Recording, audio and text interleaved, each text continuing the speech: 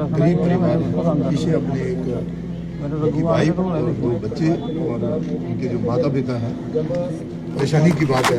अब उनके घर का पालन पोषण कैसे होगा, इसी की चिंता को लेकर वो परेशान है। एलजी प्रशासन ने जो विश्वास दिलाया है कि उन्हें सरकारी नौकरी जो है वो दी जाएगी ताकि वो अपने घर का पालन पोषण की जाए। रुचि अब्रोल जो शशि अब्रोल की घर वाली है, उनको सरकारी नौकरी दी जाए।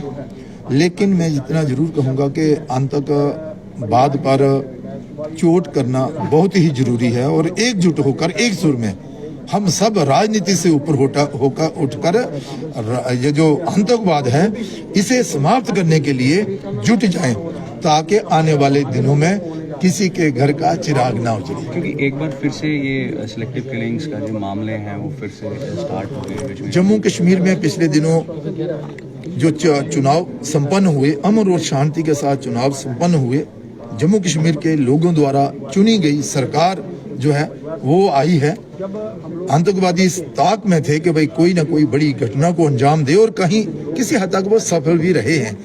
अब इसका मुकाबला हमें इकट्ठे होकर करना होगा ताकि आने वाले दिनों में कोई ऐसी घटना ना घटे। जुगल जी किस तरह से देखते हैं घटना को?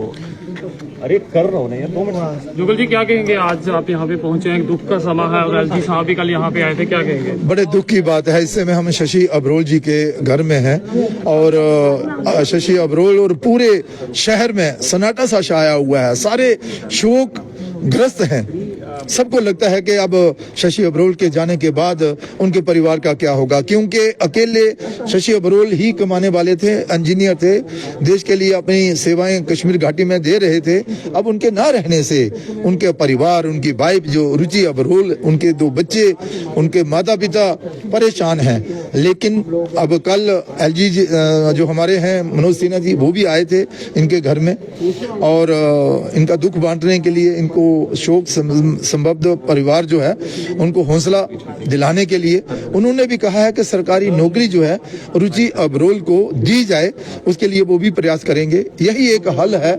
हल तो नहीं हो सकता, यो चला गया वो वापस नहीं आ सकता, लेकिन उनका परिवार जो है वो चैन से अपना परिवार जो है वो चला सके, इसके लिए प्रयास जो है रहेंगे। रही बात आतंकवादियों की, तो आतंकवादियों ने यहाँ पर जो ये घटना को अंजाम दिया है, हमें पूरी उम्मीद है कि जम्मू कश्मीर सरकार और केंद्र सरकार मिलकर इसका मुकाबला करेंगे और आतंकवादियों का जल्द सफाया करेंगे। जुगल जी, शहर को ये सवाल पूछता कि आखिरकार कश्मीर घाटी में ये सब कब तक होता रहेगा, कब ये रुकेगा, कब गरीब परिवारों के साए इस तरह से उजड़ते रहेंगे? ऐसा है, आप भी जानते हैं, हम भी जानते हैं, लोग भी जानते हैं कि पाकिस्तान द्वारा प्रायोजित ये आतंकवाद समाप्त करने के लिए केंद्र सरकार ने कड़े कदम उठाए हैं, लेकिन उसके बाद भी पाकिस्तान अपनी इन जो घटनाएं घट रही हैं पीछे नहीं हट रहा है।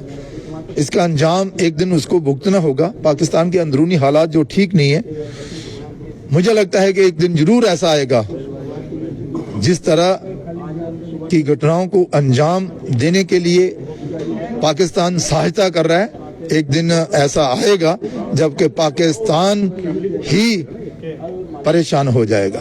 एनसी की सरकार बनने के बाद ये बड़ा आतंकवादी हमला है, क्या लगता है, क्या मंशा से ये हमला जो है वो किया गया? पिछले दिनों जम्मू कश्मीर में अमन और शांति के साथ चुनाव जो संपन्न हुए, जहां पर लोगों की चुनी हुई सरकार आई है, आतंकवादी इस ताक में थे कि भाई जहां की अमन और शांति को भंग किया जाए और उसमें वो सफल भी रहे। अब हम सबका जो दायित्व बनता है, हम सब इकट्ठे होकर इसका मुकाबला करें। तो देख सकते हैं सर, जी सर, एक छोटी सी रिक्वेस्ट है सर। जी सर, ये रिक्वेस्ट सर, एक छोटी बच्चा इनका पढ़ता है मध्य प्रदेश में, भोपाल में, रिसेंट इसी साल गया है। अपनी गवर्नमेंट है वहाँ, हो सकता है कि फीस वेवर हो जाए उसका, कि फीस माफ करे वो उसके बगैर पर हो सकता है। अगर वो नहीं हो सकता, let him get migrated here. चलो उसके बाद ये जो हो जाते हैं, थोड़े दिन जब बीते हैं उसके बाद आप आइएगा और हम बात करेंगे और उसका भी प्रयास करेंगे वो हो जाए। बतवाना है सर, हम लोग तो आउटसाइडर हैं, फैमिली को गाइडेंस जो है आपकी तरफ से होनी चाहिए। आप आइए, जो भी आपका सेल आइएगा, हम बैठकर उसकी चर्चा करेंगे। जिसमें काम करते थे उनके भी करेंगे पूरी मदद करेंगे, उनको भी कन्वे कीजिए। पूरी मदद करेंगे, कोई ऐसी बात नहीं है। आर्थिक सहायता भी होगी और इनका रोजी रोटी चलती रहे, उसका भी प्रयास जो है वो किया जाए। तो देख सकते हैं यहाँ पर जो परिवार जो है वो सामने आया है, जो अपनी बात यहाँ रखना चाहते थे। कोई भी कैंडिडेट ऑर्गेनाइजेशन ਦਾ ਸਾਡੀ ਨੌਲੇਜ ਇੱਥੇ ਇਹਦੇ ਕੋਲ ਆਇਆ ਨਹੀਂ ਹੈ।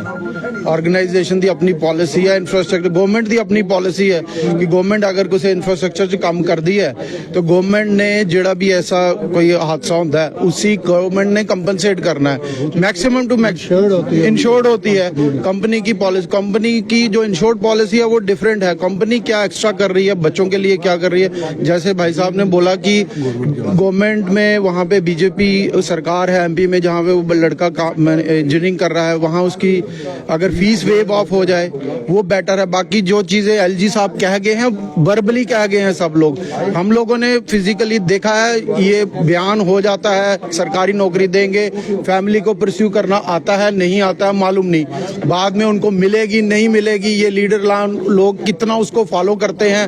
आज उन्होंने सबने कर लिया, लेकिन इसमें कितना जिस फैमिली को दुख हुआ है, प्रैक्टिकलिटी जैसे फौज में करते हैं, उनकी एक ऑर्गेनाइजेशन है, अगर कोई मर जाता है तो उसकी फैमिलीज को वो लोग देखते हैं, आगे देखा जाता है। ये लोग हमारे बच्चे डेवलपमेंट सब लोग बोल रहे हैं, बच्चे हमारे जम्मू से हिंदुस्तान से श्रीनगर जाएंगे काम करने और भी मरेंगे, उनके लिए दिल्ली सरकार क्या कर रही है।